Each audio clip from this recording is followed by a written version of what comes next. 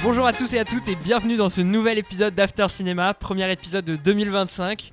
On est hyper heureux de vous retrouver pour ce bel épisode. Je suis toujours entouré de la belle équipe et pour l'occasion, petite intro spéciale. Il court le semi-marathon plus vite que ne dure un film de Quentin Dupieux. C'est Gaspard, comment ça va Gas ? Hello Walid, ça va super. Elle chante beaucoup mieux que Bob Dylan et on l'a vu dans Un Parfait Inconnu. C'est Snéha, comment ça va Sné ? Ça va hyper bien, merci pour cette intro. Et enfin, c'est la tenante du titre, à jamais la première, celle qui a gagné le quiz After Cinéma 2024. Nina, comment ça va ? Ça va super, merci. Et voilà, et bah super, on est hyper heureux de vous retrouver pour cet épisode de 2025. Au programme aujourd'hui, on va se parler de non pas 4 films, mais 5 films. Vous avez tellement manqué qu'on a rajouté encore une petite dose. Et donc on parlera de La Chambre d'à côté, d'Un Parfait Inconnu, de Jouer avec le feu, de Baby Girl et de Sing Sing. Pas forcément dans cet ordre, désolé, j'ai plus en tête l'ordre, mais des 5, c'est promis. Mais avant de parler film, on commence par le traditionnel, l'épreuve que vous attendez tous et toutes, le quiz. Et cette fois, c'est reparti, les compteurs sont à 0, tout le monde est chargé à bloc. Nina a l'étoile sur le maillot, puisque c'est elle qui a gagné, elle remet en jeu le titre. Est-ce que vous êtes prêts ? Est-ce que vous êtes chaud ?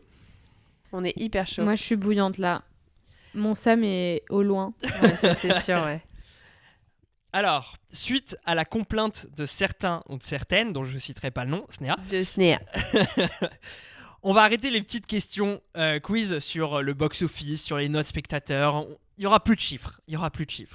Maintenant, on va être que sur les pures anecdotes. Et donc, pour avoir des anecdotes, parce qu'il n'y a pas toujours des anecdotes intéressantes sur les films qui sortent, je me permettrai parfois des questions sur des personnes qui sont concernées dans les films. Un acteur qui joue dans l'un des films, genre Vincent Lindon pour Jouer avec le feu, une anecdote sur sa vie, ou Almodovar, ou voilà, il y a littéralement 2 questions sur ça. Voilà, pour avoir toujours des anecdotes un peu marrantes, toujours le même système, vous me faites des propositions pêle-mêle. Si vous ne trouvez pas, je vous donne des indices, et puis celui qui trouve finalement après 15 000 indices et que j'ai donné la réponse, c'est lui qui a le point. Est-ce qu'on est prêt ? Est-ce qu'on est chaud ?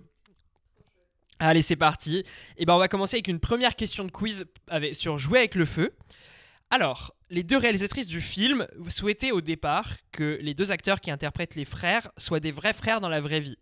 Finalement, elles se sont ravisées et elles ont accepté que ce soit Stéphane Crépon et Benjamin Voisin qui jouent 2 frères. Mais pourquoi ? Qu'est-ce qui les prédisposait à pouvoir jouer 2 frères ? Ils étaient colocs. Putain, elle est repartie très fort. Et oui, c'est un point pour Nina. Chiffre, pas chiffre. Soi-disant, t'es malade et fatigué. En effet, ils étaient colocataires et donc c'est ça qui a un peu, selon les réalisatrices en tout cas, prédisposé à ce qu'ils jouent 2 frères. Ok, allez, un point pour Nina. Au Laker, on garde la pêche. C'était que la première question. Alors, là, je vais avoir 2 questions sur Complete Unknown. La première, c'est qu'à la lecture du scénario d'Un Parfait Inconnu, ça sera Un Parfait Inconnu pour le reste de l'épisode, désolé, j'arrête de dire Complete Unknown, je suis pas un putain de ricain. Bob Dylan a demandé à changer un seul élément dans le scénario, mais lequel ? Je vous laisse faire des propositions pêle-mêle. Donc, il a lu le scénario et il y a un seul élément du scénario où il a dit « ça, j'aimerais que vous le changiez ». Quel est cet élément ? Si vous ne trouvez pas, je vous donne des petits indices. C'est par rapport à une de ses partenaires de vie. Tout à fait. Et il a voulu... C'est un truc qu'il a enlevé ou qu'il a modifié ? Modifié. Tu y es là. Hein. En vrai, tu l'as. Ce serait indécent que t'aies pas le point là. Bah, il a voulu modifier un passage avec soit la première, soit la chanteuse, soit la non chanteuse, mais du coup Alors c'est pas un passage, mais donc si je donne l'indice, une c'est anecdote. sur la Il a non voulu chanteuse. supprimer une anecdote. C'est un truc plus large. Ah, il a voulu en parler. Non. Parce qu'ils en parlaient pas dans le scénario. Ils en parlaient à la base, mais plus directement que lui ce qu'il a voulu finalement.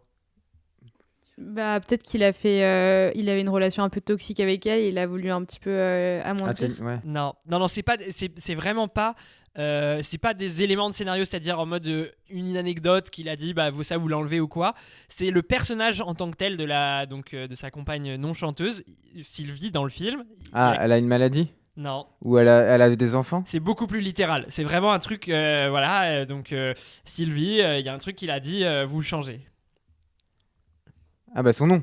Et voilà, point pour Gaspard. En effet, il a demandé à ce que le nom soit changé parce que même si les liens étaient très directs avec la vraie personne dont c'est inspiré, il avait quand même envie de préserver cette personne-là et puis de préserver un peu les anecdotes autour de son histoire d'amour avec elle. Et donc, il a demandé que le nom soit changé. Donc, elle s'appelle Sylvie et dans la vraie vie, son nom m'échappe, pardon, mais c'est pas Sylvie. On va la protéger ici aussi, donc on dira pas son nom. Voilà, c'était par respect pour elle et la respect de la volonté de Bob Dylan. Alors, question suivante, toujours sur un parfait inconnu. Contrairement à Monsieur Aznavour, vous allez voir dans cet épisode quand on va parler d'un parfait inconnu, Monsieur Aznavour va prendre pas mal de balles. Ils ont choisi la simplicité pour faire ressembler Chalamet à Bob Dylan. Ils ont choisi simplement de travailler sur sa coiffure, du maquillage et une seule prothèse. Il portait une seule prothèse, n'est-ce pas Tara Rahim? Alors, pour quelle partie du corps, Chalamet portait-il une prothèse? Le menton? Non, Le nez? c'est Ouais, le nez. le nez, ça se voit un peu en fait, je crois. Ouais, en effet, il n'a pas vraiment le même nez, donc c'est le seul point pour lequel ils ont fait un changement. Et bah très bien, donc là on a 3 questions, ni magnifique. Question suivante, elle est sur Almodovar. Là c'est pas sur La chambre d'à côté, mais c'est sur la carrière d'Almodovar. Il y a une immense star de la pop qui a souhaité jouer dans un film d'Almodovar, mais Almodovar a refusé et lui a dit non, je préfère travailler avec l'un de mes acteurs ou actrices habituels plutôt qu'avec toi. Qui est cette immense star de la pop? Lady Gaga? Non, Dua Lipa? non, Rosalia. non, Madonna? non. Je vous donne un indice, c'est vraiment pas actuel, c'était dans les années 90 que ça s'est passé. Michael Jackson? Non, C'est un homme ou une femme juste? c'est une femme. Madonna? C'est le point pour Snéha. Mais je Ouais. l'ai dit Et tout à l'heure. Elle l'a dit, Nina. Ah bon? Ouais, T'as dit Ah bon? T'as Ouais. dit quoi? j'ai dit Madonna. Ah ouais? Mais c'est quoi ta première proposition? Lady Gaga. Ah oui, pardon. Bah j'ai pas entendu Madonna. Désolé. Bah on Mais t'as- regardera l'arbitrage vidéo et Ouais. je pense que le point va être pour Nina malheureusement. Désolée. Pour Snéha. Désolé Sné. Et alors dernière question. Alors ça je savais pas et c'est sur Vincent Lindon et j'ai été un peu sur le cul. Il a refusé un rôle dans un film culte américain des années 2010 à cause d'un conflit d'agenda. Il devait tourner sur un film de Stéphane Brisé. Quel est ce film culte des années 2010? Je vous laisse faire des propositions. Si vous trouvez pas, je vous donne des indices. C'est un James Bond? Non, Titanic? non. C'est un film qui se passe en France. Ah, Inception. Non. T'es pas loin, on est sur la même période. Mais par contre, c'est. Donc ça se passe en France. Et, Mission Impossible. Non. Ça se passe dans le passé. Je dis pas l'époque encore, mais ça se passe dans le passé, en France, avec des ricains. Ah si, Monuments Men. Non, mais là tu Ah si, brûles. Inglourious Bastard. Ouais, bravo. Waouh. En effet, le rôle que tient Denis Ménochet, à la base, Ah, ok. il a été proposé à Vincent Lindon. Et donc lui a dit qu'il a refusé parce qu'il avait le film de Stéphane Brisé et il a dit je préfère être roi en mon royaume en France plutôt qu'être un acteur français parmi d'autres aux États-Unis. Et donc il a refusé le rôle et donc c'est arrivé à Denis Ménochet, mais voilà. Donc, je ne savais pas du tout et j'ai trouvé ça assez marrant. J'aurais jamais trouvé. Moi non plus. Bravo Gas. Et merci à tous et à toutes pour ce premier quiz de l'année. Merci Tout le monde à a un toi. peu brillé, donc c'est cool, c'est partagé. Je repars en vainqueur. Et on se donne rendez-vous le mois prochain. Et merci pour ce quiz. On est parti du coup sur les films. Et donc on commence avec le premier film qui est Baby Girl.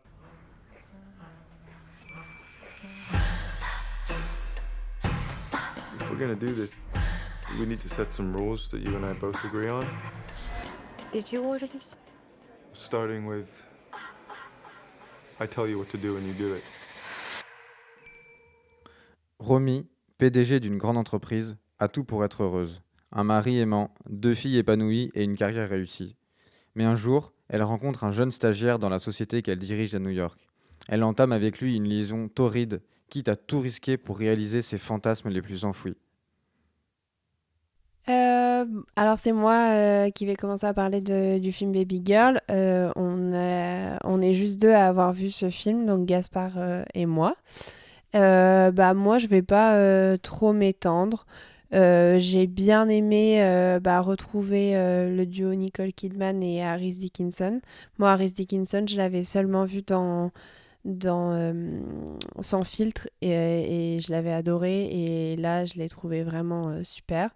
Après, au-delà de la performance d'acteur que je trouvais intéressante, j'ai pas très bien compris le propos du film, j'ai pas trouvé ça extrêmement divertissant. Donc voilà, j'en garde pas un grand souvenir. Après, ce que je trouvais un peu marrant en allant le voir en salle, c'est que c'est un film un peu pseudoment érotique. Et du coup, il y a quand même toujours l'expérience de salle où en plus, nous, on était vraiment dans une salle pleine où en fait, les gens sont quand même super gênés.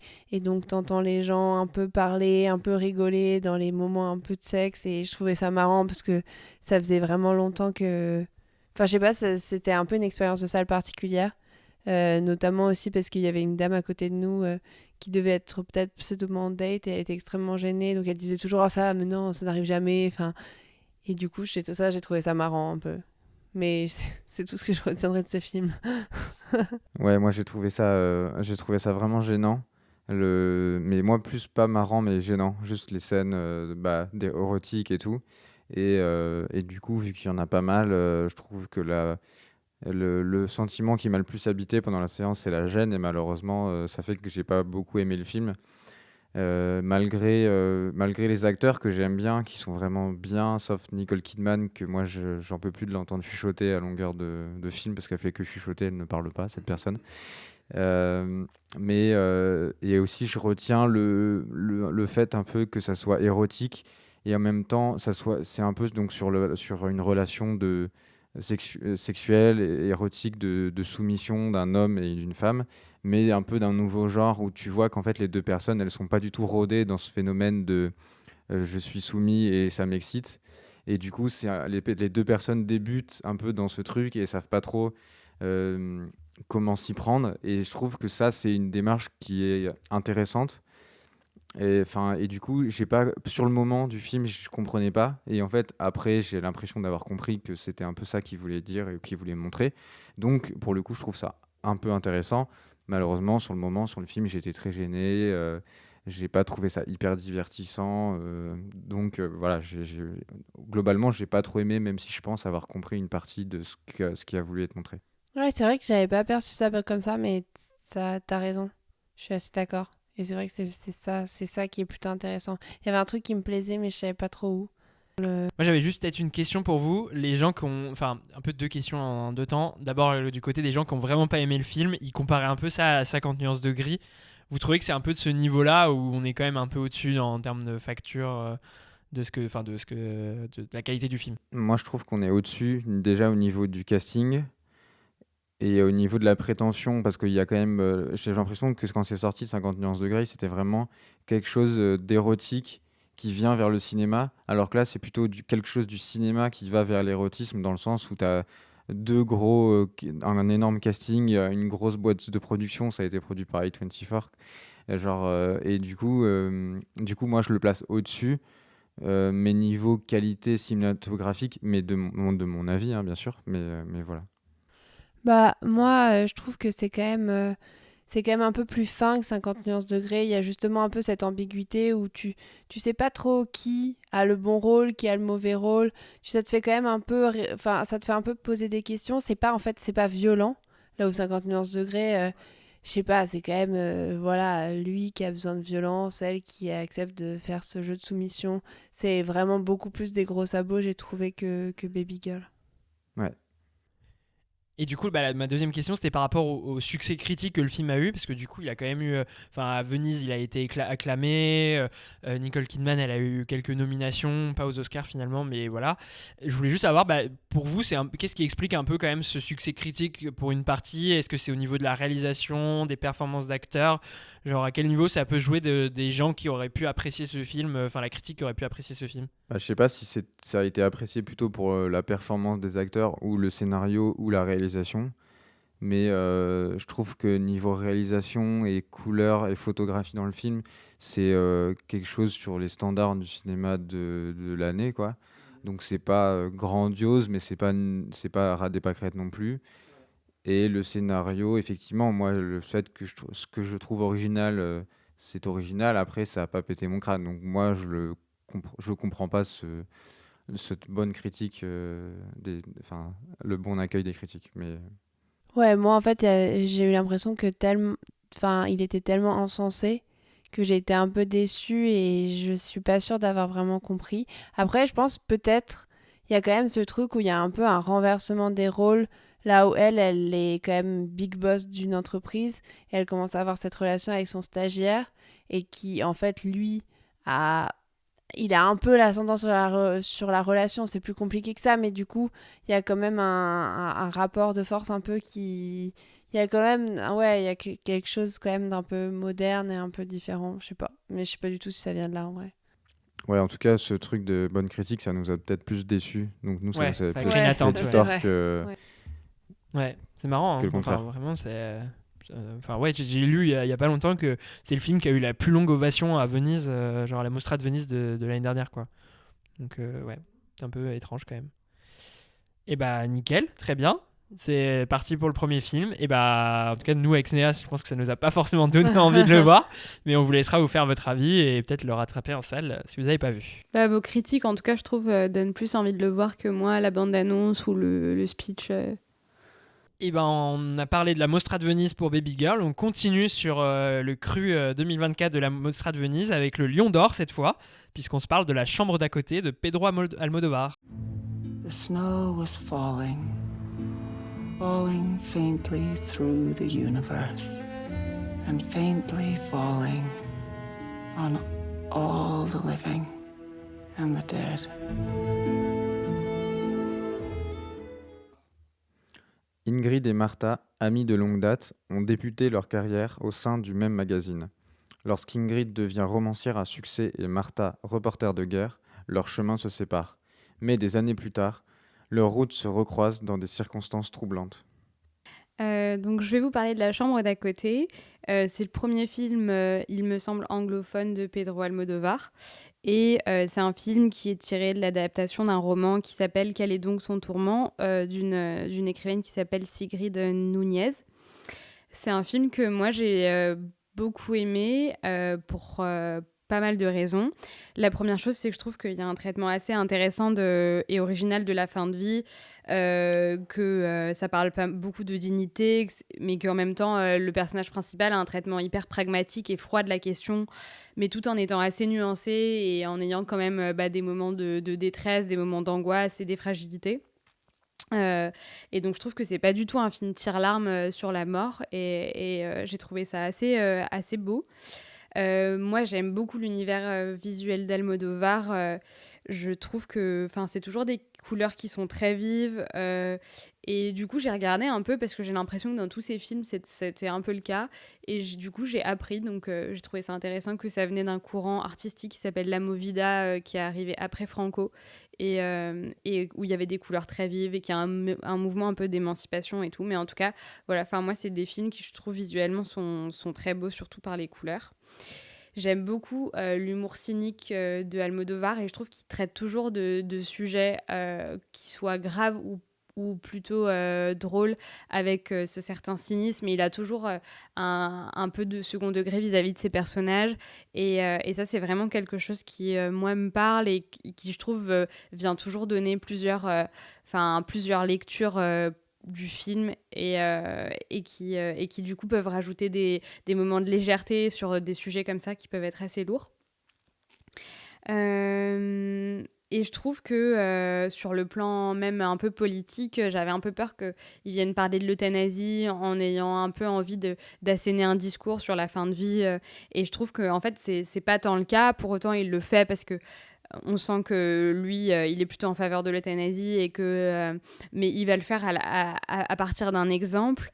Et puis je trouve même que ce qui est intéressant, c'est que moi, je sais pas comment vous l'avez vécu dans le film, mais j'avais presque plus d'empathie en fait pour Julianne Moore, je sais plus comment s'appelle le personnage dans le film, mais qui en fait est le personnage dévoué du film, qui va se plier en deux pour une personne qu'en fait elle a pas vue depuis 30 ans.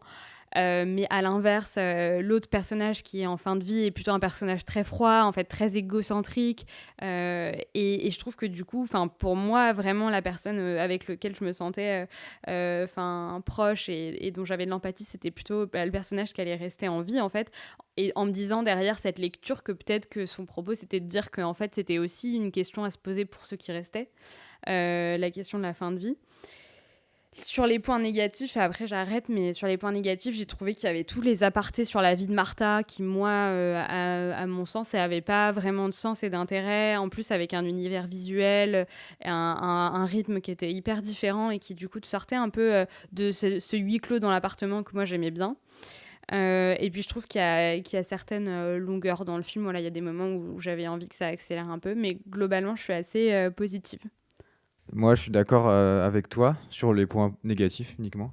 Donc moi, j'ai pas trop aimé le film, je me suis un peu ennuyé. C'est pas vrai, j'ai pas que ça, j'ai aussi aimé la beauté en fait de la photographie de ce film parce que bon, c'est vrai qu'Almodovar, c'est toujours très beau. Je regrette un peu les seules scènes que j'ai pas trop aimées, c'est les vues de New York de nuit. Ça sent un peu le Woody Allen réchauffé, j'aimais pas trop. C'était un peu un mode fond vert, violet, très belle couleur, mais un peu fake. Mais sinon, après, tout ce qui est vrai décor, tu vois, dans la forêt, la maison, c'est très beau, c'est très épuré, c'est presque un peu épuré, un peu le mix parfait entre à l'américaine, donc et à l'espagnol, à la Almodovar, très classe. Donc ça, voilà, c'est quelque chose que je retiens dans ce film. Voilà, c'est la seule chose que je retiens, malheureusement.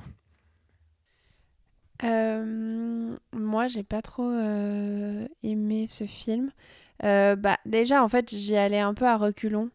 Parce que moi, je pense que c'était pas... je trouve que c'est un sujet qui... Enfin, c'est très bien de traiter ce sujet, c'est très important. Mais moi, je pense que j'ai du mal à parler de ça. J'ai du mal avec les films qui traitent de la mort. Donc, de base, j'avais un peu... j'y allais un peu à reculons. Et en fait, la bande-annonce, j'avais l'impression que c'était une promesse d'un film peut-être un peu plus dynamique. Et puis moi, j'adore les films d'Almodovar. Et je trouve que c'est tout le temps en flux tendu. Là où, en fait, j'ai trouvé ça extrêmement lent. Et froid, en fait. J'ai pas été touchée là où je pense qu'il y a... Des fois, je vais voir des films qui sont pas forcément... où c'est pas des sujets avec lesquels j'ai une appétence au départ, mais qui arrivent à me prendre par leur traitement. Et là, en fait, j'ai ni été... il a pas réussi à m'embarquer et j'ai pas réussi à être touchée. Et au-delà de ça, ça m'a presque des fois un peu agacée parce que je trouvais ça extrêmement verbeux, voire un peu intellectuel chic. Et ça m'agaçait un peu parce que je voyais pas trop l'intérêt, je voyais pas trop ce que ça apportait. Voilà. Mais après, je reconnais évidemment les qualités visuelles dont vous avez parlé, mais voilà. Et toi, Walid? Moi je suis un peu entre vous, c'est-à-dire que je suis d'accord avec les qualités et les défauts, là où moi le sujet c'est plutôt que les qualités et les défauts se mettent pas dans les mêmes parties des films, c'est-à-dire que en fait j'aime vraiment pas la première partie du film. Donc pour ceux qui ont un peu vu le film, c'est tout ce qui est avant le Airbnb. Et genre, voilà, ça ne dit rien, c'est pas mal, parce que c'est pas un spoil. Sinon, vous savez pas ce que ça veut dire le Airbnb, mais en tout cas, voilà. Donc, tout ce qui est avant le Airbnb, j'aime vraiment pas. J'aime pas cette manière de ramener le personnage de Julianne Moore qui va voir l'autre par un biais un peu de dialogue, de j'ai parlé à un tel qui m'a dit que toi t'étais malade, et puis au bout de 2 minutes de conversation, ça commence à se raconter sa vie au complet. Pardon.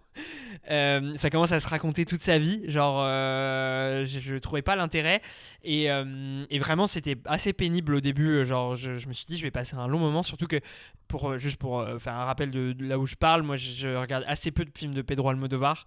J'ai pas trop d'approche, j'en ai pas vu énormément, je suis pas un grand fan et du coup j'avais vraiment du mal avec cet aspect flashback où ça veut brasser pas mal de thématiques, parler de son lien avec sa fille, de son rôle de reporter de guerre, etc.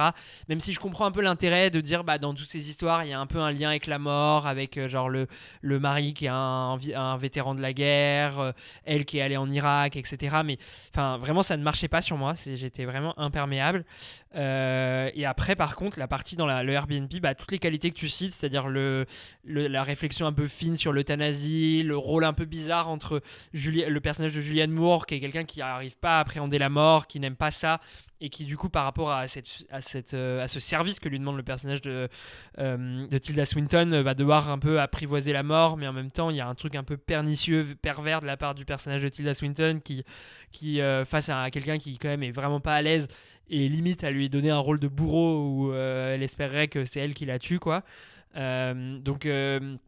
Mais par contre, il y a des séquences que je trouve vraiment géniales dans cette partie-là. C'est-à-dire que la vraie fausse mort, pareil, sans dire ce que c'est, mais je la trouve géniale, cette séquence. Je pense que c'est la meilleure du film. Et même un peu d'un point de vue réalisation, j'aime bien la rythmique un peu tous les matins où le personnage de Julianne Moore sort de sa chambre et regarde vers le haut si la porte est ouverte ou fermée.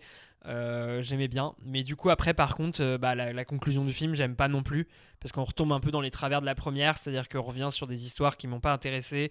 Il y a le lien avec la fille qui doit se conclure, on en a pas parlé, mais le lien avec le personnage de John Turturro aussi, acteur génial pourtant que j'adore dans Severance, mais là son personnage m'évoque vraiment rien du tout. J'ai vraiment du mal je trouve que c'est dans ces dialogues là la défaut que tu citais Nina sur l'aspect verbeux, sentencier où on philosophe sur la vie, la mort, etc. Je trouve que c'est vraiment le pire, c'est dans les séquences avec John Turturro et Julianne Moore où là vraiment ça me gavait jusqu'à la séquence où ça parle de réchauffement climatique et là j'étais gavé quoi. Donc en fait vraiment sur le principal projet du film de parler de l'euthanasie, de l'accompagnement dans la mort, je trouve qu'il tape juste, mais tout ce qu'il veut construire autour du lien avec la fille, de l'amitié avec John Turturro, etc., je reste imperméable, ça marche vraiment pas sur moi. Ouais, et de la justice aussi par rapport à ça. La justice aussi, ouais. Moi, il y a une scène, enfin moi les séquences où ça parle avec le policier à la fin, je trouve ça vraiment pas bien. Oui, je suis d'accord. Ça nul. Ouais. Tout ça. Oui, je pense qu'il aurait pu s'arrêter en fait. Ne spoil pas, s'il te plaît. Je m'arrête. À la fin de la location Airbnb. Et ceci n'est pas un placement de produit. Ouais, vraiment pas. Même si la maison est très belle, hein, mais ça, il n'y a rien à redire. Est-ce que tu voulais ajouter quelque chose, Snesté, par rapport au film ? Non, je trouve que vous avez, sur tous les défauts que vous avez cités, je suis d'accord avec vous et j'ai rien à redire. Je trouve qu'il a pas mal de qualités aussi, mais voilà, je suis d'accord avec vous. C'était bien qu'on ait au moins un avis très positif. Et ben on enchaîne avec un troisième film, toujours en lien avec la Mostra de Venise, puisque je le disais, c'est le prix d'interprétation masculine pour Vincent Lindon, c'est Jouer avec le feu. Arrête. C'était un enfant comme un autre. J'ai refait l'histoire dans ma tête. 1000 fois, je me suis dit qu'elle aurait pu terminer autrement. Qu'est-ce que j'aurais dû faire ? Je savais qu'il tournait mal. Pierre élève seul ses 2 fils. Louis, le cadet, réussit ses études et avance facilement dans la vie. Fous, l'aîné, part à la dérive. Fasciné par la violence et les rapports de force, il se rapproche de groupes d'extrême droite, à l'opposé des valeurs de son père. Pierre assiste impuissant à l'emprise de ses fréquentations sur son fils. Peu à peu, l'amour cède place à l'incompréhension. Et ben c'est moi qui commence sur ce film, et une fois n'est pas coutume, c'est pas la personne qui a le plus aimé dans l'équipe qui commence, puisque c'est plutôt même l'inverse. Je suis la personne qui est le moins positif sur le film, même si je lui trouve des qualités. Donc je vais commencer un petit peu à parler du film, de qualité-défaut. Je ferai assez court pour vous laisser parler, puis après je rebondirai un peu sur certains défauts que j'identifie sur le film. Mais donc sur le film, moi, la thématique qui me parle et que j'interprète un peu dans ce film-là, c'est un peu l'aspect un membre de la famille qui se radicalise et qui dérive, et comment c'est vécu du point de vue du reste de la famille, de se dire vraiment on va pas suivre la personne qui dérive. Donc là en l'occurrence c'est le personnage qui est interprété par Benjamin Voisin Fous, qui donc dérive plutôt, se radicalise à l'extrême droite, mais on va le suivre du point de vue du reste de la famille, et notamment plus particulièrement de Vincent Lindon, le père, et je trouve ça hyper intéressant comme thématique. Enfin vraiment j'aime bien l'aspect, du coup cette dérive elle se fait un peu silencieusement, pernicieusement, on voit pas trop, c'est-à-dire qu'on va va peu voir le personnage de Benjamin Voisin dans les sphères d'extrême droite, sauf quand vraiment le point de vue du film, c'est-à-dire Vincent Lindon, va aller dans ces sphères-là, et là on le verra, mais sinon on le verra pas. Et du coup, là où la promesse de départ, elle est honnête, c'est que c'est pas un film, il faut pas s'y attendre, c'est pas un film qui va vous parler d'extrême droite, finement, etc. Pour moi, c'est davantage un film qui va parler de la radicalisation d'un membre de la famille. Si on était dans une famille musulmane, ça aurait très bien pu être une radicalisation au djihadisme. Je trouve que ça aurait été un peu près le même traitement. Ou même voilà, du deal, du crime, etc. Je trouve que vraiment c'est un peu plus ça le sujet, et je trouve que le film est assez fin là-dessus. Là où j'ai un premier défaut par rapport à ce traitement-là, c'est que le parti pris de montrer le point de vue de la famille, il est un peu déséquilibré, puisqu'on est, comme on l'a dit au départ, on est dans une famille de 3 membres. Et en fait, le film est quand même un peu bouffé par Vincent Lindon. Le point de vue de Vincent Lindon est quand même le principal.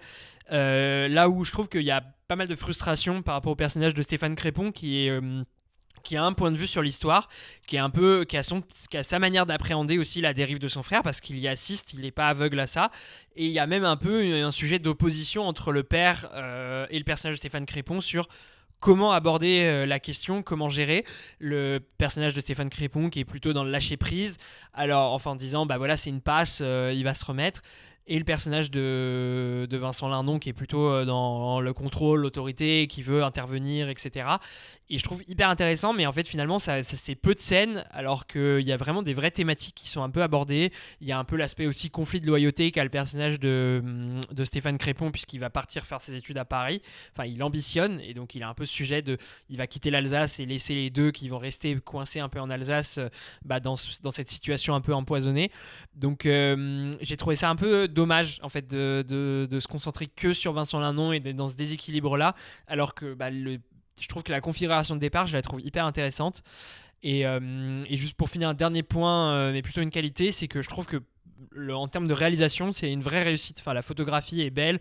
Voilà, c'est pas si fréquent pour le souligner. Donc voilà, donc ça, je voulais quand même leur dire, et je vais vous laisser plutôt énoncer les qualités que vous avez identifié le film, et peut-être que je rajouterai 2-3 défauts que j'identifie. Ouais, j'ai bien aimé le concept qui est de voir ce qui se passe par le prisme de Vincent Lindon. C'est vrai que c'est frustrant de ne pas voir plus ce que Stéphane Crépon pense, mais en même temps, vu que c'est moi ce que j'aime bien dans ce film, c'est le concept, et c'est de voir ce que pense Vincent Lindon. Je peux que rester fidèle à ce concept, et donc je comprends pourquoi on va pas plus voir Stéphane. Après, il y a le film, j'ai pas aimé le concept, du coup je le trouve intéressant, mais en soi le film, j'ai pas accroché, j'ai pas adoré, j'ai trouvé ça un peu long. Il y a des moments où je me suis ennuyé, et aussi j'ai pas aimé toutes les séquences, même si tu disais que la réalisation était bien, c'est vrai elle est bien, mais j'ai pas aimé les séquences où il est seul sur les rails avec son fumigène, un peu de moments un peu en mode waouh, c'est badass, il y a de la fumée, enfin ces moments où justement lyrique, ça danse en surimpression et tout. Ouais, voilà, de lyrique, et qui font que le film, peut-être c'est ces moments-là qui te font dire que le film, il y a de la réalisation, et c'est vrai. Mais moi j'aime pas ces moments-là, parce que c'est un peu, ça rend le truc un peu onirique, un peu métaphysique, enfin, et du coup ça me sort du truc, je me dis ils se prennent pour qui faire ces trucs comme ça, mais donc voilà, c'est des moments, c'est des choses que j'aime pas moi souvent. Moi j'ai vraiment adoré ce film, et moi ça m'a pas trop dérangé moi non plus, le fait qu'on reste sur Vincent Lindon.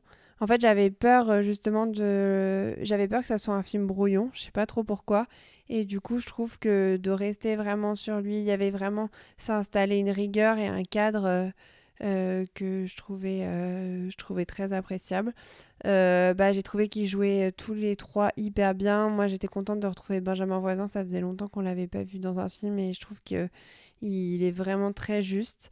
Ça, on en avait parlé ensemble, mais moi, ce que j'ai adoré, c'est que j'ai vécu les trucs avec lui. Enfin, j'ai vraiment réussi à ressentir des émotions hyper fortes, et j'étais complètement immergée dans ce qui se passait, et j'avais vraiment l'impression d'être le parent, et j'ai trouvé ça vachement fort d'arriver à faire passer des émotions comme ça. Après, je te rejoins, Gaspard, moi, les moments un peu oniriques où, genre, ces scènes de train, un peu, j'ai du mal et ça me sort un peu de l'histoire. Et je pense que c'est le petit défaut que je pourrais dire à ce film. Et voilà, c'est à peu près tout, mais vraiment, j'ai adoré ce film. Snéha, je pense que... Moi, je suis d'accord avec Nina plutôt. Enfin, je sais qu'on en avait parlé à la sortie de la séance. Moi, j'ai aimé à peu près pour les mêmes raisons que toi. Déjà parce que le propos de base me plaît beaucoup. J'aime bien l'idée. Enfin, j'ai l'impression, en tout cas moi, comme je l'ai compris, c'est que le film se demande un peu est-ce que tu peux continuer à aimer quelqu'un d'aussi proche et qui pourtant est en train de devenir fasciste. Et je trouve que enfin, le propos de départ m'intéresse vraiment. Et la manière dont il y répond, je suis plutôt satisfaite parce que je trouve que, en fait, à mon sens, par exemple, les reproches qui ont été faits au film, c'était que justement, c'était un film qui savait pas forcément se positionner, qui en fait pouvait avoir peut-être une manière un peu comment dire, d'essayer de rendre le fascisme un peu plus beau que ce qu'il était. J'arrive pas à trouver les bons mots, mais qu'en gros, voilà, il y avait des scènes qui pouvaient même un peu mettre de la beauté, esthétiser le fascisme. Et en fait, moi, c'est pas du tout un truc que j'ai ressenti, et j'ai trouvé même qu'en fait...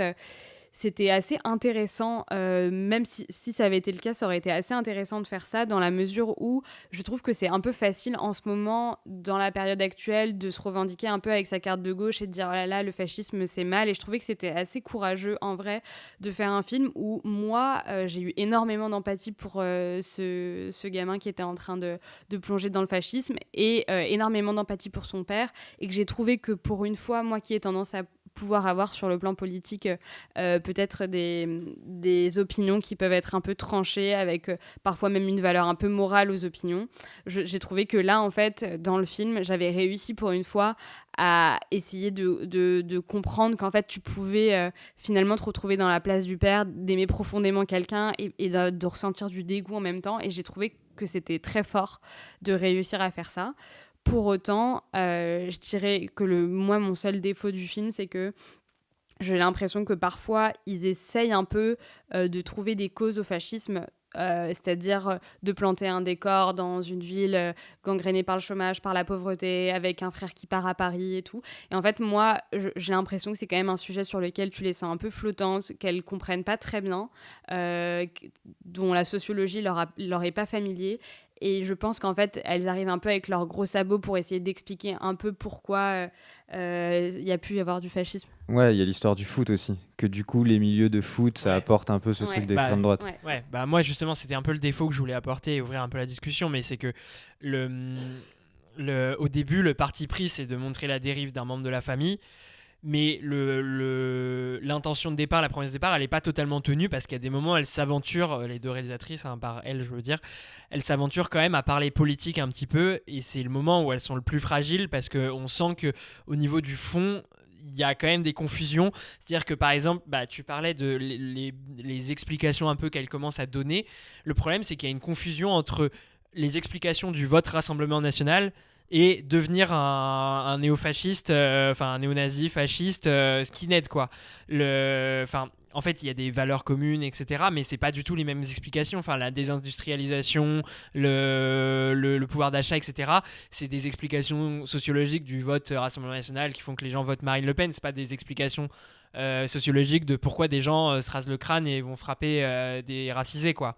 Et là-dessus, cette confusion-là, les dialogues où Vincent Lindon s'aventure sur des débats politiques avec le personnage de Benjamin Voisin, c'est souvent très maladroit. Et pour moi, ça culmine vraiment dans l'une des dernières scènes, dont on ne dira pas le contexte, où il y a un monologue de Vincent Lindon, et où il y a toute une partie où il parle de son rapport à son fils, et ça me touche vraiment, et toute une partie où il parle un peu de projet de société, de politique, où là, pour moi, ça dérive complètement. Je suis d'accord avec toi, mais je sais pas si avec Nina on en avait un peu discuté. Je sais pas si t'es encore d'accord avec ça, mais il y a quand même des moments où ce film a pu être subtil, et j'aimerais un peu que ce soit ça qui soit retenu, dans la mesure où je trouve que par exemple à la fin, quand il se voit pour la dernière fois, il essaye de demander un peu des explications à son fils sur pourquoi il est tombé là-dedans. Et son fils n'en donne pas. Et donc, je trouve qu'il y a vraiment des moments où il sait être, où elles savent être plus subtiles et pas tomber dans la facilité, quoi. Ouais, et puis moi, je trouve qu'on achète assez bien, enfin, parce que je trouve qu'ils ont l'air d'avoir aussi une vraie fragilité politique. Enfin, pour moi, c'est un peu aussi assumé que les deux, ils savent pas trop de quoi ils parlent, et l'un et l'autre, et du coup, leur conversation est un peu stérile, et du coup, moi, ça me dérangeait pas tant que ça soit un peu bancal dans leurs propos. Après, je suis assez d'accord avec ce que tu dis, et je pense que c'est aussi pour ça qu'elles s'aventurent pas à faire des grands discours sur le sujet aussi, mais pour le coup, leur discours à eux, ça m'a pas trop dérangé, moi, pour le coup. Et ben voilà pour jouer avec le feu. Donc on a une défense féminine et puis un côté masculin un peu moins convaincu par le C'est film, vrai. et on vous laissera vous faire votre avis sur Jouer avec le feu. Et ben on enchaîne avec un autre film d'un tout autre genre. Cette fois on se parle de Sing Sing de Greg Quader. Gentlemen, let's go. It's been a program that was established to help people get more in touch with their feelings and truly get some rehabilitation. I am Gladiator Goliath. I am Spartacus. I'm Prince Hamlet of Denmark. And it's turned into something of, I don't know, wonderful. Incarcéré à la prison de Sing Sing pour un crime qu'il n'a pas commis, Divine G se consacre corps et âme à l'atelier théâtre réservé aux détenus. À la surprise générale, l'un des caïds du pénitencier, Divine I, se présente aux auditions. Donc, je vais vous parler de Sing Sing. Donc, c'est un film qui, en gros, parle d'un programme qui existe vraiment dans cette prison, d'ailleurs, qui s'appelle vraiment Sing Sing. Pas parce qu'ils chantent toute la journée, mais parce que ça s'appelait Sing Sing et ça a été transformé. Et donc, il y a un programme là-bas qui s'appelle RTA, donc la réhabilitation à travers les arts, et qui propose du coup de monter des pièces de théâtre avec des détenus. Et en fait, le film a décidé finalement de créer une fiction à partir d'éléments de réalité. Donc, c'est toujours à chaque fois un petit peu sur un film entre est-ce que c'est de la fiction, est-ce que c'est un documentaire. En tout cas, c'est très très inspiré du réel. Et d'ailleurs, la plupart des acteurs, sauf l'acteur principal, sont des acteurs qui étaient d'anciens détenus de la prison et qui ont joué dans les pièces de théâtre. Donc on est allé le voir et moi vraiment j'ai beaucoup aimé. J'avoue que j'ai été moins émue que ce que je pensais, mais j'ai beaucoup aimé quand même. D'une part parce qu'il y a une très belle réalisation. Après, c'est pas, il n'y a pas un grain et une patte d'auteur que tu pourrais reconnaître à travers mille, mais c'est quand même très très joli. Il y a des très belles images. Et je trouve que moi j'aime beaucoup l'idée de pouvoir. En fait, je pense que c'est un film qui me plaît parce que déjà c'est un sujet qui me plaît, et je pense que ça fait quand même une grosse partie du film. C'est que du coup ça me touche beaucoup ce genre de sujet, et je trouve qu'il est vraiment traité de la manière dont j'avais envie qu'il soit traité, c'est-à-dire de presque pas parler de pourquoi ils sont là et de pourquoi ils ont été incriminés, mais vraiment d'essayer de les réhumaniser le temps d'un film, le temps d'une pièce de théâtre, et d'essayer aussi de parler de réhabilitation et de qu'est-ce qu'on fait après la prison. Et donc voilà, ça je trouve ça très intéressant, et je trouve que le film reste sur ce parti pris-là. Je trouve que c'est un film qui, comme je disais, m'a peut-être moins émue que ce que je pensais, mais pour le mieux en fait, parce que je trouve que c'est quand même pas du tout un film tire-larme et qui tombe pas dans cet écueil d'être misérabiliste vis-à-vis de ces prisonniers. Je trouve qu'il est très juste et qu'il essaye pas du tout d'avoir un point de vue politique à travers des répliques et d'essayer de faire passer des messages.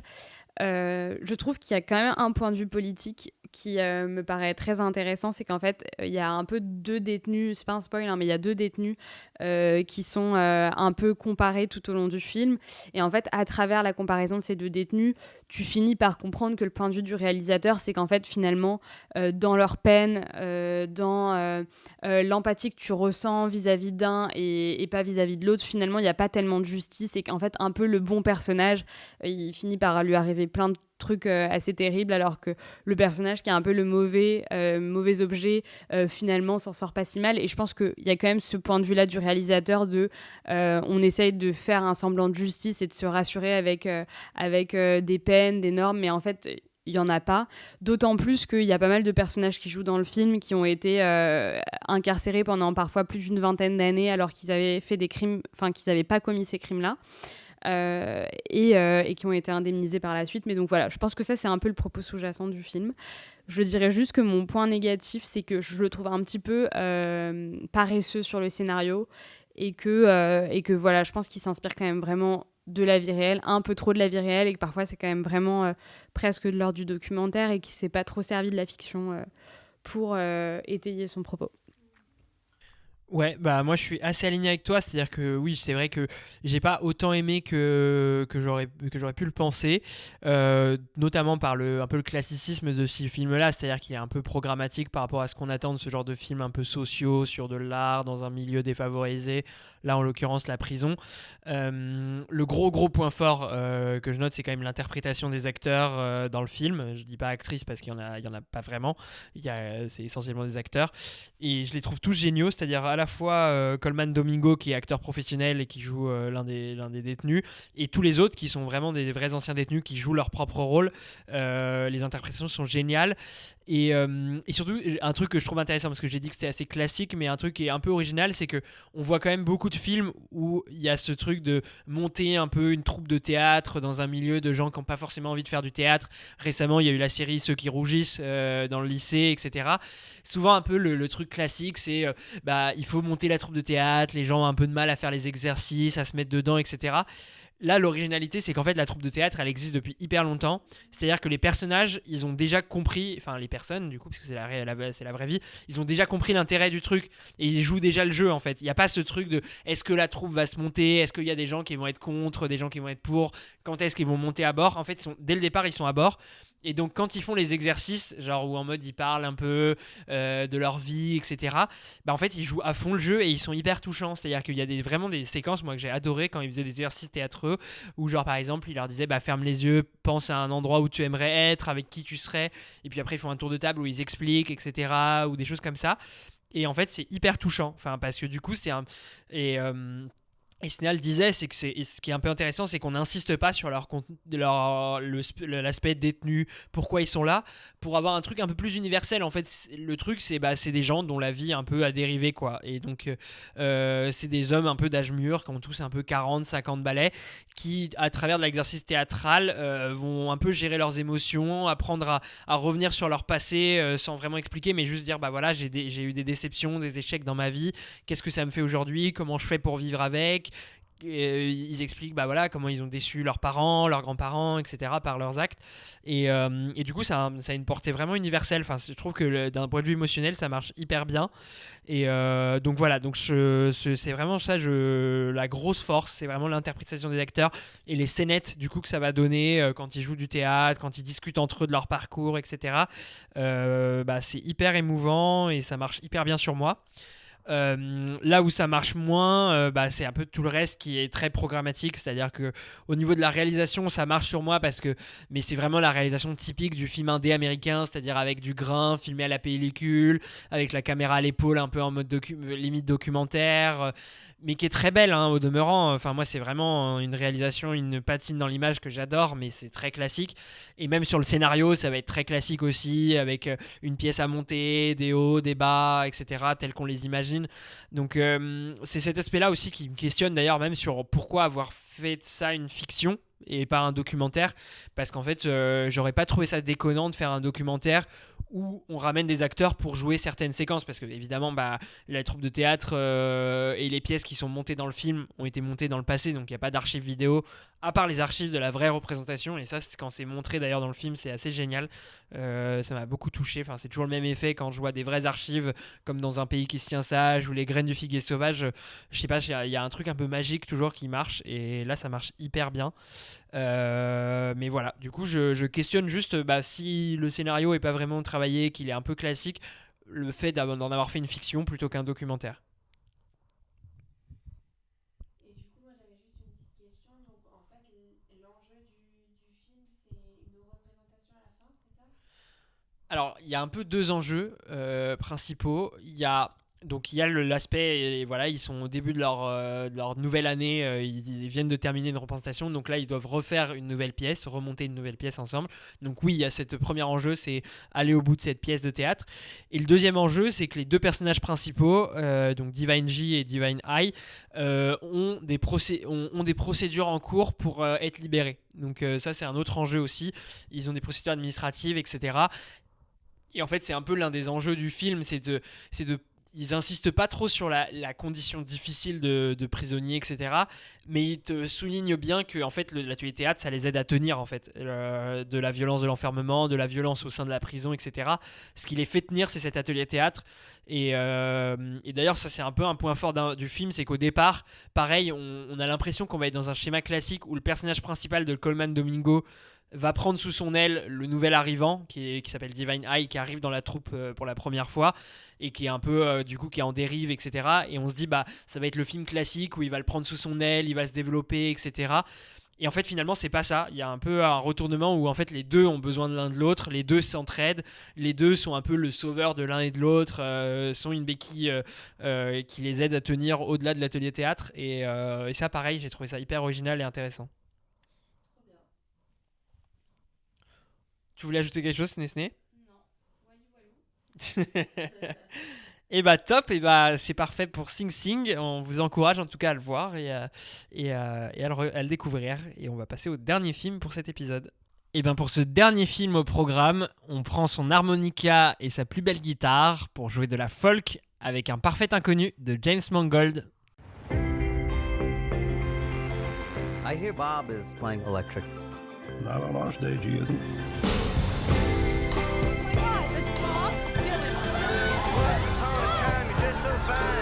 They just want me singing Blowing in the Wind for the rest of my goddamn life. Well, this is gonna piss some people off. You came here with nothing but a guitar. You never talk about your family, your past. People make up their past, Sylvie. They remember what they want. They forget the rest.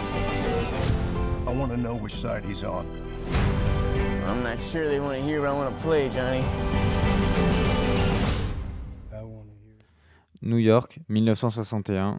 Alors que la scène musicale est en pleine effervescence et que la société est en proie à des bouleversements culturels, un énigmatique jeune homme de 19 ans débarque du Minnesota avec sa guitare et son talent hors norme qui changeront à jamais le cours de la musique américaine. Alors, Un parfait inconnu, c'est un film que j'ai vraiment bien aimé. À la base, je partais vraiment en me disant encore un énième biopic musical cette année que je vais pas du tout aimer. Je pensais vraiment que j'allais pas du tout aimer. Et finalement, j'ai vraiment bien aimé. J'ai bien aimé le grand divertissement à l'américaine, à New York dans les années 70, les décors vraiment hyper bien faits. J'ai adoré voir ce que j'adore dans les films un peu comme ça à New York avec des décors dans les rues, avec plein de passants et tout. C'est d'aller voir tout au fond de la scène, voir si je vois pas un mec genre avec une Apple Watch ou genre je vais voir des petits trucs, des petites anachronismes, si je vois pas un mec qui passe avec un panneau. Et bon, bah souvent dans des films comme ça tu vois pas parce que c'est hyper bien fait.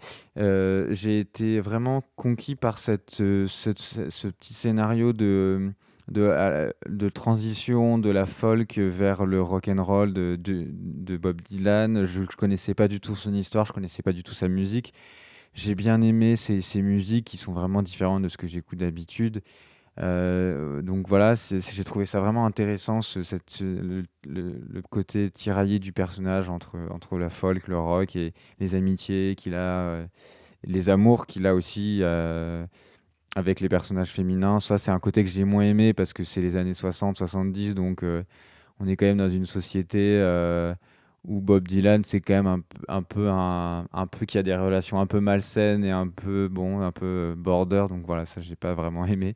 Donc voilà, c'est un film musical, donc il y a beaucoup de musique qui rend le film très fluide, qui va aussi avec le fait que j'ai vraiment été beaucoup diverti. C'est passé hyper vite, 2h20 de film, c'est passé vite.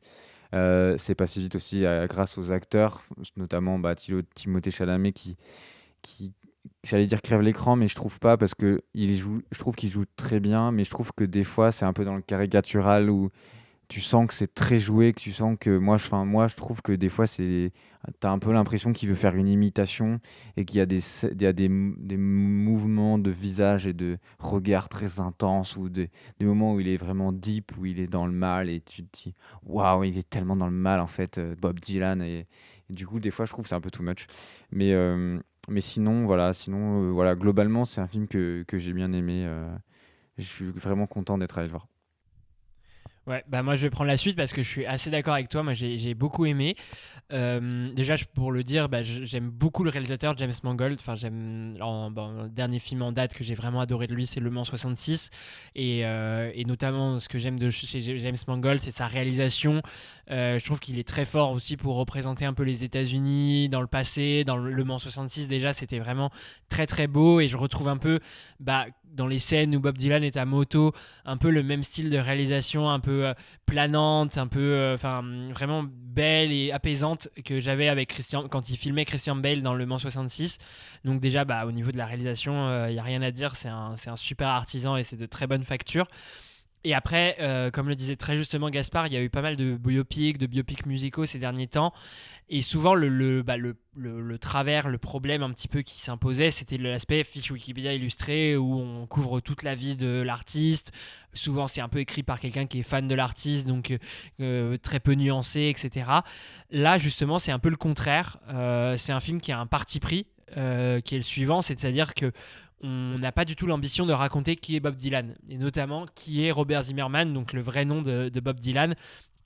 À aucun moment, le film ne souhaite faire une biographie de Robert Zimmerman, d'expliquer son passé, de voir un peu son enfance pour expliquer qui est Bob Dylan après, etc.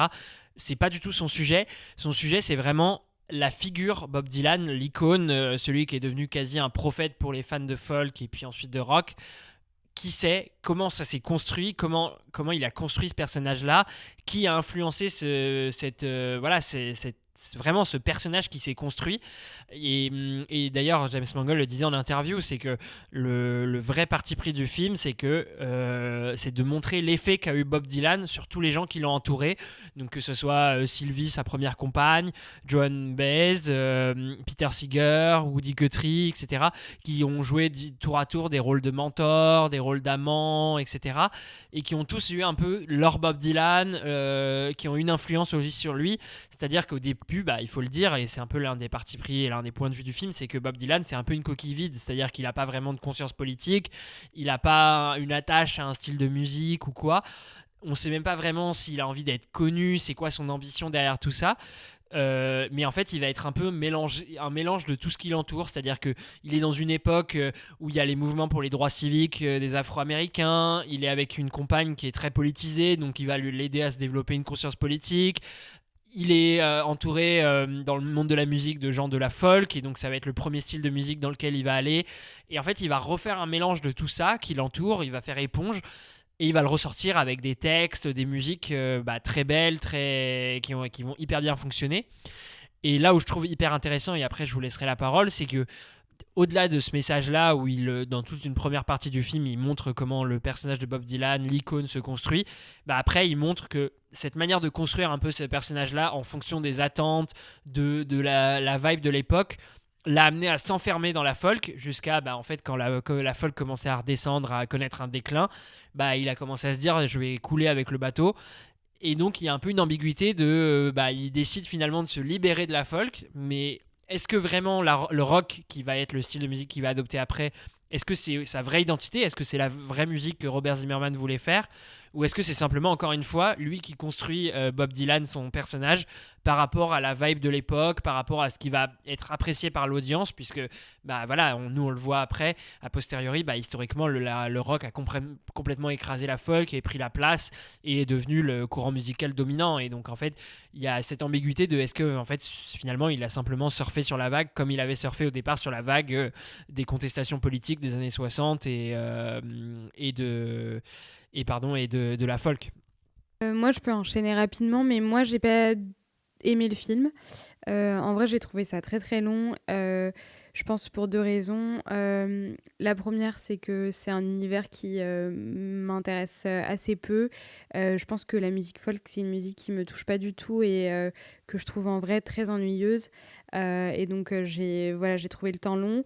Et par ailleurs, je pense que, à mon grand désarroi, je n'ai pas su apprécier la poésie de Bob Dylan ni sa musicalité. Et que du coup, effectivement, je suis un peu passée à côté de cet artiste, malheureusement, même si je pense que c'est pas l'avis général. Donc ça, c'est des choses qui sont propres à moi. Après, sur le plan du film, je trouve, à mon sens, même si je pense que mes camarades sont pas d'accord, mais en tout cas, moi, je trouve que c'est un film qui a pas su développer un point de vue personnel du film, que en fait, il reprend un peu l'image publique de Bob Dylan, c'est-à-dire un homme qui a toujours voulu être libre et a jamais voulu qu'on lui plaque des images, des représentations sur lui, qui a pu le faire dans une partie de sa vie et qui, tout le reste de sa vie, a vraiment essayé de s'émanciper là de ses codes. Voilà, je trouve que c'est un film qui n'a pas non plus de point de vue sur son époque et sur tout ce qui se passe aux États-Unis à ce moment-là. Je trouve que c'est un film qui n'a pas de point de vue non plus sur la musique folk, qui est le genre qui est un peu mis en avant dans le film. Et que donc, même si moi, j'avais pas forcément d'affinité avec ces genres-là, je pense qu'un biopic, il y a plein de biopics qui parlaient pas forcément d'un sujet qui m'intéressait, qui avaient quand même fini par réussir à m'intéresser à leur sujet, et que là c'était pas le cas, à mon avis, un peu pour cette raison. Je laisse la parole à mon amie Nina. Moi, je vais commencer par les aspects positifs. Moi, déjà, j'ai trouvé ça cool de découvrir Bob Dylan. Je connaissais un peu, mais pas bien. Et c'est vrai que j'adore. Moi, j'ai beaucoup aimé ses musiques. J'ai trouvé que ça rendait l'arène hyper agréable. J'ai beaucoup aimé le parti pris. J'ai trouvé ça intéressant de prendre seulement le début de sa carrière jusqu'à son tournant musical. Je trouvais ça intéressant. Je trouvais ça intéressant ce que disait Walid, notamment sur le fait que, parce que ça, je savais pas du tout que le réalisateur avait décidé de traiter Bob Dylan à travers l'effet qu'il avait eu sur ses proches, parce que ça m'explique un peu un sentiment que j'avais des fois de pas trop savoir en fait pourquoi les séquences étaient là, un peu quel était le but. Mais bon, après, je sais pas si ça m'apporte une réponse. Je trouve qu'il y a beaucoup de choses, il y a beaucoup de moments où on voit que Bob Dylan impacte beaucoup les personnages, mais sans trop qu'on comprenne comment. Parce que en fait, il n'y a pas beaucoup de dialogue, c'est des choses qui se ressentent. On sent que l'impact qu'il a sur eux est très fort, et en même temps, des fois, j'avais l'impression peut-être de passer un peu à côté. Et le deuxième petite chose, mais en fait, j'arrive pas à savoir si c'est quelque chose de négatif, mais comme on a vu ces dernières années, quand même plusieurs biopics, notamment sur des chanteurs, j'ai trouvé que en fait, des fois, j'avais l'impression d'avoir vu le film 1000 fois, dans le côté ne pas réussir à avoir une relation saine avec une femme, toujours être en train d'écrire et être torturé par sa musique, avoir des rapports compliqués avec son entourage, avoir du mal à gérer. Mais en fait, c'est des choses qui, je suis sûre, sont induits par le fait que tu deviens une star, en fait, et que en plus, tu es un génie. Donc, pour être un génie, je pense que ça doit être tourmentant. Mais du coup, voilà, j'avais l'impression que c'était des choses que j'avais déjà vues. Et voilà, et comme je le disais à mes camarades tout à l'heure, j'étais déçue parce que je pensais qu'il avait une histoire d'amour très forte avec John Baez. Je trouvais que c'était un beau duo musical, et en fait, dans le film, vous verrez. Ouais, juste moi pour défendre un peu le film par rapport à ta question sur les points de vue, je trouve que Snack est prête à débattre toute la nuit sur le film. En vrai, je trouve que plutôt que simplement ne pas avoir de point de vue, c'est surtout qu'il pose des questions plutôt qu'asséner des grandes réponses Déjà parce qu'il y a un peu une démarche de biopic de pas extrapoler, de se tenir aux faits et de pas vraiment apporter des choses qui assénées comme des vérités en disant c'est ça la vie de Bob Dylan, de Robert Zimmerman, etc. Genre il s'en tient à ce qu'on connaît de lui, etc. Et puis il pose des questions intéressantes et il laisse les gens se faire leur avis. Je trouve qu'il n'y a pas vraiment une lâcheté, mais il y a plutôt des éléments qui posent et qui questionnent. Tu vois, par exemple, sur l'écriture, il y a une séquence que j'aime bien où genre en mode il vient dans la chambre d'hôtel de Joan Baez et finalement il se lève dans la nuit pour écrire et genre il se met un peu en scène en fait de l'artiste torturé qui écrit dans la nuit, etc. Et elle lui dit littéralement, tu vois, elle lui dit mais en fait tu viens dans ma chambre juste pour te mettre en scène en mode j'écris de la musique à pas d'heure, etc. Et donc je trouve qu'il y a quand même, il n'y a pas vraiment un discours qui est asséné, mais il y a quand même pas mal de séquences qui veulent dire des choses sur Bob Dylan, où genre là on te dit clairement, c'est un gars quand même qui se crée un personnage, qui se crée une figure un peu publique de l'artiste génial qui écrit jusqu'à pas d'heure, etc. Et qu'il est prêt à la mettre en scène de manière hyper artificielle devant des proches qui sont censés quand même être des gens de confiance, quoi. Est-ce que quelqu'un voulait ajouter quelque chose sur Parfait Inconnu ? Toutes les personnes qui n'ont pas aimé ce film peuvent m'envoyer des messages. Asnéa point, non je rigole. Ou 06. Non je rigole. Et voilà pour ce mois-ci de janvier de After Cinéma. On est très content d'être de retour et d'avoir fait ce retour avec cet épisode-là. On vous donne rendez-vous pour l'épisode de février avec des beaux films en perspective, notamment certains favoris aux Oscars. Donc on devrait quand même avoir un beau programme à couvrir ensemble. Donc on vous dit à très vite. À très vite. Salut. Salut.